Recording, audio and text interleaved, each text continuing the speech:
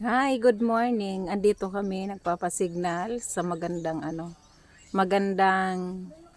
tanawin sa tabing dagat.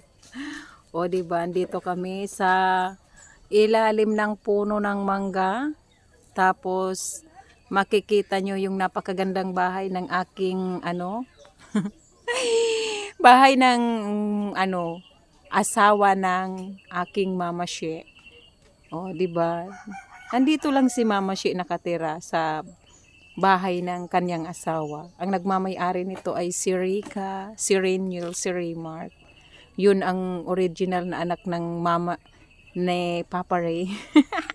Kasi second na lang si Mama Shi.